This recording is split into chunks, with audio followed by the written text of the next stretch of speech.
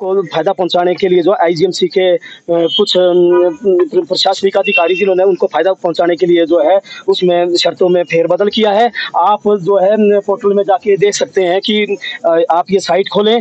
जब ये टेंडर हुआ, इस कंपनी ने जब सिक्योर गार्ड ने जब टेंडर डाला, एक पंसारा का लाइसेंस होता है, वो जो है इन्होंने टेंडर के 1 महीने बाद जो इन्होंने जमा किया। दूसरा लेबर एक्ट का जो लाइसेंस होता है वो भी इन्होंने 1 महीने बाद जमा किया। शॉप एंड कमर्शियल एक्ट का जो लाइसेंस होता है वो भी उन्होंने टेंडर होने के 1 महीने बाद जो है जमा किया। मैं सरकार को ये बोलना चाहता हूँ कि ये आईजीएमसी में जो है करोड़ों का घपला किया जा रहा है। इस टेंडर की जो है सरकार जल्दी से जल्दी छानबीन करे। अभी जैसे कि सब सुरक्षा कर्मियों से डॉक्यूमेंट लिए, हमने भी वैसे दे दिए। सबसे ज्यादा डॉक्यूमेंट हमारे पास है, पुलिस ट्रेनिंग सेंटर से लेकर डॉक्यूमेंट मेरे पास है, जो भी गाड़ियां बैठे हैं सबके पास है। और ये जिनके पास पीटीसी 2 के सर्टिफिकेट भी है, उन्हीं बंदों को इन्होंने जो है नौकरी में नहीं लिया। और इसमें जो है हम ये बोलना चाहते हैं सरकार को, इसमें जो है बहुत बड़ा करोड़ों का घपला है, करोड़ों का घोटाला है। इस टेंडर की छानबीन की जानी चाहिए। और इन्होंने सर कल भी इन्होंने जो है एक अंदर से नोटिस दिया है कि जो गार्ड जो है ड्यूटी नहीं करेंगे। अरे ड्यूटी तो तब करेंगे, नंबर 1 तो आपने भर्ती नहीं दी सुरक्षा कर्मियों को। दूसरा, आप लोगों ने जो है कंपनी का लेटर पैड होता है, ज्वाइनिंग लेटर होते हैं, वो आज तक इशू नहीं किए।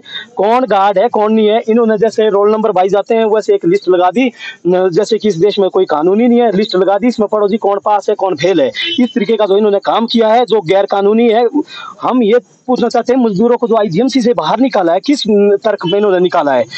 आपको तो पता था कि हमने कई बार जो है लोगों से, लोग थे हमारे डिजास्टर के दौरान जो हमारे इंजर्ड हुए और सैलरी के लिए हमने आवाज उठाई। इन्होंने वही तर्क डाला है जो अंडरटेकिंग जो है कि ना आदमी मीडिया में जाए, ना यूनियनबाजी करे, ना अपने हित के लिए आवाज उठाए।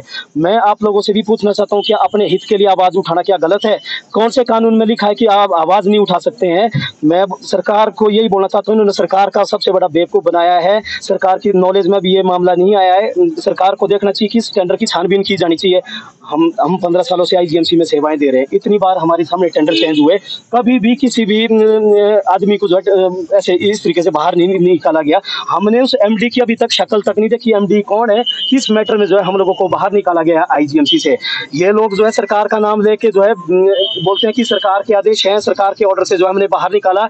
मैं बोलना चाहता हूँ, माननीय सुखू जी इलेक्शन से 3 महीने पहले आईजीएमसी में आए, उनकी बेटी एडमिट थी, मैंने उनकी पूरी रात हेल्प की। बाद में उन्होंने मेरे से पूछा आप क्या करते हैं, मैंने बोला सर मैं सिक्योरिटी में हूँ। आपको कितना वेतन मिलता है? मैंने बोला सर इतना मिलता है। जब मैं सत्ता में आऊंगा तो मैं तुम्हारे वेतन के लिए जो है आवाज उठाऊंगा और तुम्हारे लिए लड़ूंगा भी। और उस वक्त सर ने भी हमें ये आश्वासन दिया था। और आज मैं सर को बोलना चाहता हूं कि सर ये आपके नाम से हमें प्रताड़ित कर रहे हैं आईजीएमसी प्रशासन वाले, कि बोलते हैं कि तुम पार्टी बेसिस करते हैं। मुझे क्या पता था उस वक्त कि भाई सुखू साहब कौन है। मैंने तो उनकी भी निष्पक्ष भाव दिल से सेवा की उनकी, जब रात को आए। मुझे क्या लेना देना पार्टी से, मुझे सेवा करनी है, मुझे मरीज को देख के सेवा करनी है। जो मेरे लिए टास्क दिया होगा मैं उसको बखूबी निभाऊंगा।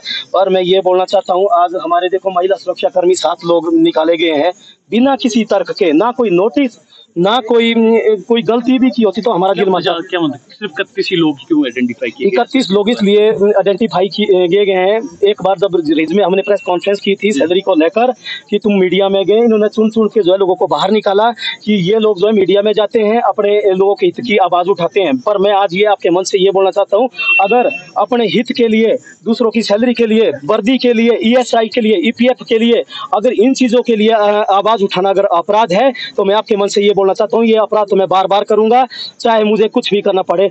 रही नौकरी की बात, अपनी नौकरी के लिए हम दिन रात संघर्ष करेंगे।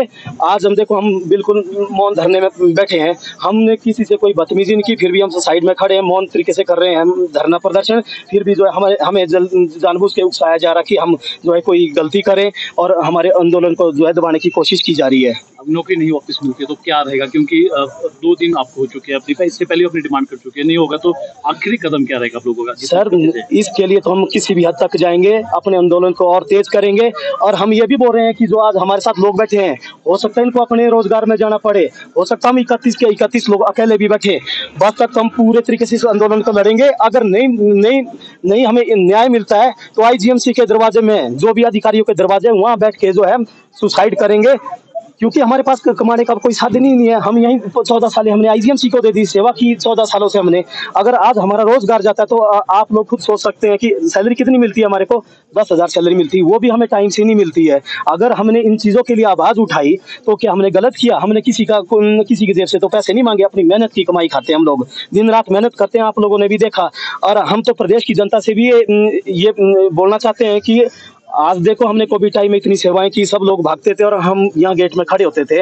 आज हम प्रदेश की जनता से, यूनिवर्सिटी के लोगों से, सिंधोली कॉलेज के लोगों से भी हम जो है समर्थन मांगते हैं। और सरकार को तो हम ये बोलना चाहते हैं, सरकार ने गलत काम नहीं किया है, AIGMC के अधिकारियों ने किया है निजी ठेकेदार को फायदा पहुंचाने के लिए। उनको ये चाहिए था कि इस ठेके में जो है कोई भी बंदा आवाज ना उठाए, क्योंकि इसमें जो भी है सारी फॉर्मेलिटियां ये सही नहीं है।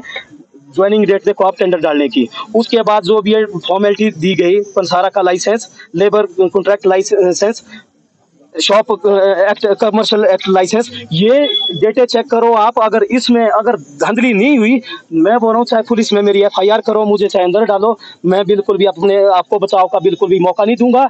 मैं चाहता हूँ, सरकार को ये गलत दोष दे रहे हैं कि सरकार ने जो है बाहर निकालने के निर्देश दिए हैं, सरकार ने सब कोई भी निर्देश नहीं दिया है। इन कुछ लोगों की, चंद लोगों की जो है मिली भगत है निजी कंपनी को फायदा पहुंचाने के लिए और हमें जो है धमकाने के लिए।